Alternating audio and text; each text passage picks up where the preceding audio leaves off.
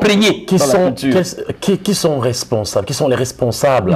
J'ai déjà dit les parents et les institutions. Oui, j'ai déjà dit les parents et les institutions et les autorités administratives. Si vous savez, et autorités nous sommes en train de parler, traditionnelles. on parle en termes culturels. Si vous savez que vous êtes comment dire, c'est les possédeurs de la société ou les garants. On a souvent utilisé ce terme-là qui ne me plaît pas beaucoup. Les dépositaires, voilà. Voilà. Qu'est-ce qu'on dépose alors?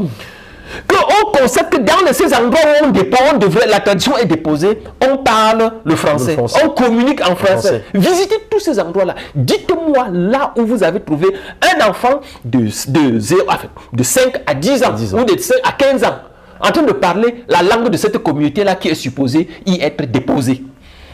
Docteur, c'est dangereux. D'après vous, qu'est-ce que nous devrions faire pour impliquer cette... Non, mais après, il faut déjà bien mentionner une chose. Un autre responsable, c'est l'Église, les religions.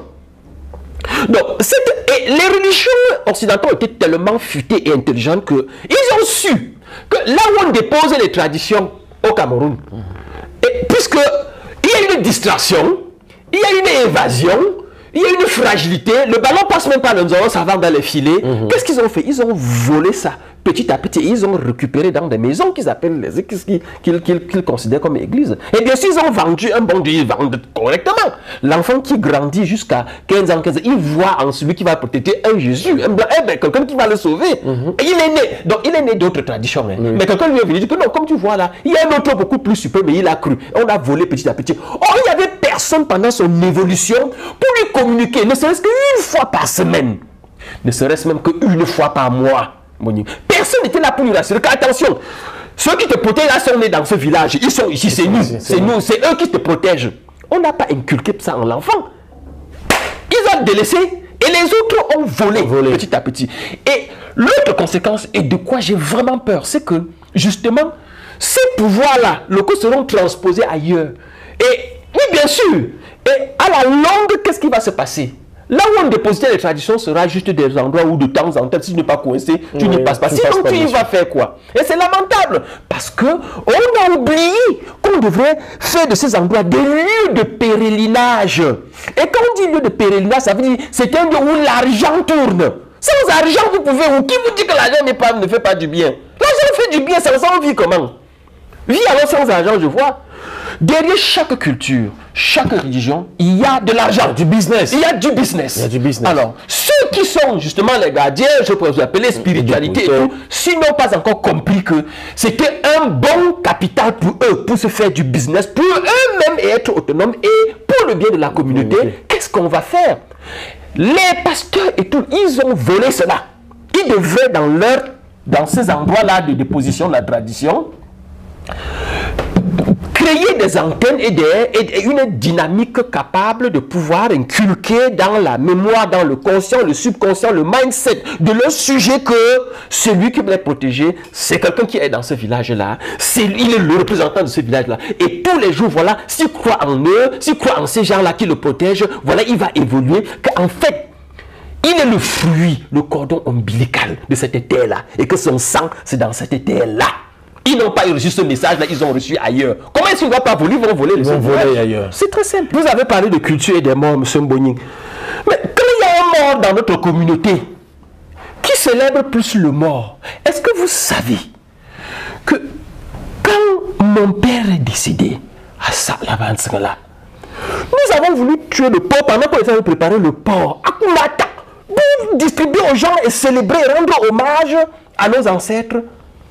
Un prêtre est venu dire ce n'est pas ça le vrai enterrement. Vous vous rendez compte? Quand on va enterrer le mort, qui vole plus de temps? Donc, ces gardiens de la tradition, ils sont cachés loin là, on ne les voit pas. Hein. Bien sûr. Et quelqu'un est venu au stade là, lui il vole combien? 2 heures de temps, 3 heures de temps pour lui. Et ça entre dans la mémoire collective, petit à petit, petit à petit. Et puis ils sont là, donc quand ils sont là avec tout le protocole, ils ont combien de temps? Oh, non. Et puis, c'est terminé. Il ne se rend pas compte qu'on vient de lui voler son pouvoir. Et il ne se rend pas compte qu'on vient de lui voler son gâteau. Parce que plus tard, c'est celui-là qui a pris, c'est lui qui a le gros paquet. Comment est-ce que je peux avoir le pouvoir de l'or entre mes bras? La culture, c'est de l'or. Comment est-ce que je peux avoir ça? Je laisse un bandit venir voler en plein jour et ça, on s'en va rendre compte. Et c'est des choses qui se font petit à petit, petit. Combien d'argent on récupère combien dans les funérailles? Oui, dans les collectes. Non, non, pas dans les funérailles, les enterrements. Commençons par les enterrements. Même dans la douleur, vous avez vu jusqu'à quel niveau le cynisme a poussé certains de ces gens-là. Oui. Qu'ils viennent, tu perds un mort. C'est notre culture, non? On appelle la culture, non? Bien sûr. Tu as le panier, ton père est mort, hein? Bien sûr. Ta mère est morte, tu as la douleur, mais tu as le panier et on va avoir pitié de toi, on va cotiser de l'argent, là ça va passer, là, on met, et on donne à un bandit qui fend la tête, il disparaît.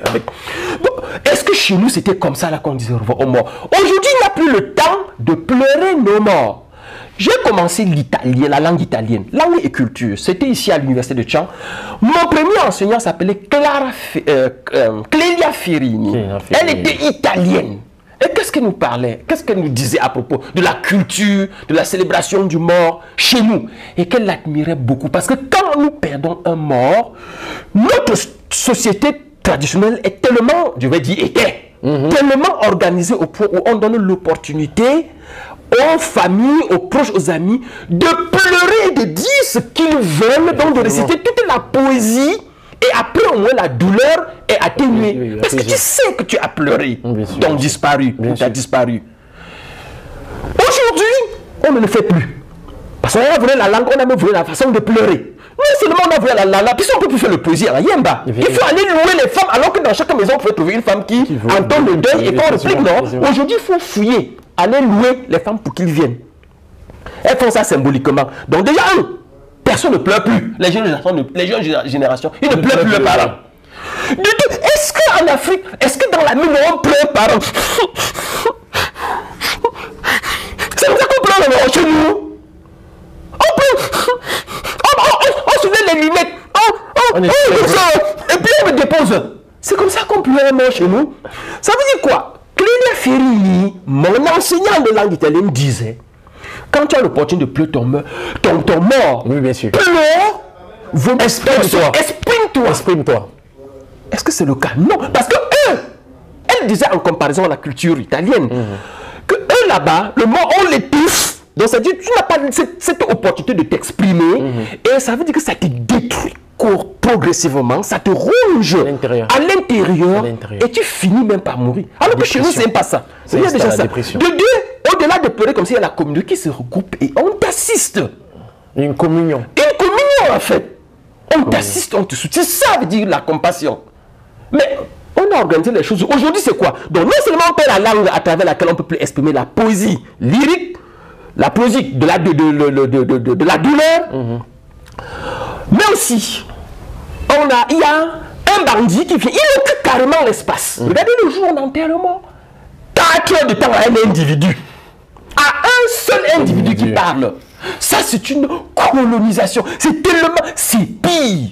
C'est grave. Il n'y a pas de différence entre ce genre et les maîtres d'esclaves d'hier, je vous assure. C'est aussi méchant. Docteur, merci beaucoup. Merci. Vraiment, merci pour votre intervention pour cette première partie.